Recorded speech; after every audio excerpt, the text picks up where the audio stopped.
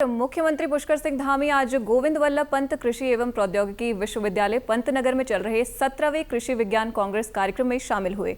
मुख्यमंत्री ने इस दौरान प्रदेश के प्रगतिशील किसानों को सम्मानित किया। उन्होंने कहा कि केंद्र की तरह उत्तराखंड सरकार भी किसानों के उत्थान के लिए लगातार प्रयास कर रही है। बजट में भी किसानों का ध्यान रखा गया है। इसके लिए किसानों के लिए कई योजनाएं चलाई जा रही हैं। मुख्यमंत्री ने बताया कि प्रदेश सरकार धौलादेवी, मुनस्यारी, बेतालघाट के चाय बागानों को जैविक चाय बागानों में तब्दील कर रही है। आज हमारे प्रधानमंत्री आदरणीय मोदी जी के नेतृत्व में देश के अंदर कृषि के क्षेत्र में नए नए शोध, अनुसंधान, नवाचार हो रहा है। अन्नदाताओं को प्रोत्साहित करने के लिए अनेक प्रशिक्षण के कार्यक्रम चलाए जा रहे हैं। तो इस प्रकार के जो हमारे ये सम्मेलन हैं, पूरे देश के वैज्ञानिकों का यहाँ पर एकत्रीकरण है। नवोदित उदयमान हमारे छात्र छात्राएँ भी इसमें हिस्सा हैं, हमारे कृषक भाई बहन भी इसके पार्ट हैं इस सम्मेलन के। तो निश्चित रूप से इस प्रकार के सम्मेलन हमारे कृषि क्षेत्र को और आगे बढ़ाएंगे, अन्नदाताओं की प्रोग्रेस करेंगे। हर क्षेत्र में उनको आगे आने के लिए हमारे प्रधानमंत्री जी का जो संकल्प है, उस संकल्प को पूरा करने के लिए ऐसे सम्मेलन बहुत महत्वपूर्ण होंगे।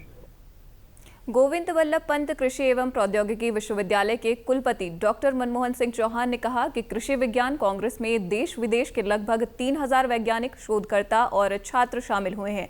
उन्होंने कहा कि कांग्रेस में कृषि संबंधित विकसित नई तकनीकों पर चर्चा होगी। इससे प्राप्त सिफारिशें संबंधित विभागों व सरकार को भेजी जाएंगी।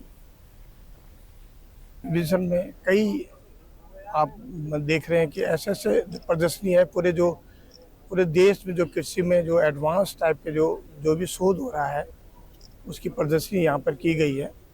और जिससे जितने भी हमारे विश्वविद्यालय के छात्र छात्राएं हैं या जो हमारे किसान भाई हैं, इसमें आप देखेंगे कि आज 500 हमारे प्रोग्रेसिव फार्मर या किसान यहाँ पर आए हैं, वो भी लाभान्वित हो रहे हैं।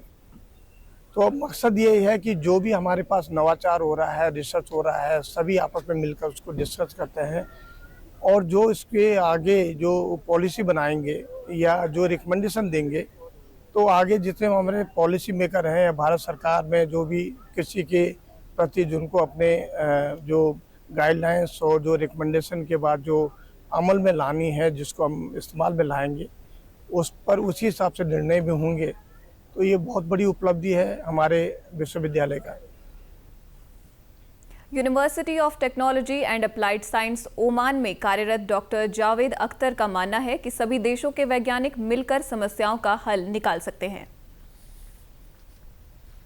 एक प्लेटफॉर्म प्रोवाइड किया, हम सबको यहाँ पर इकट्ठा किया और एक कॉमन टॉपिक के ऊपर उन्होंने हम सबको यहाँ पर जमा करके सोल्यूशन खोजने की कोशिश की।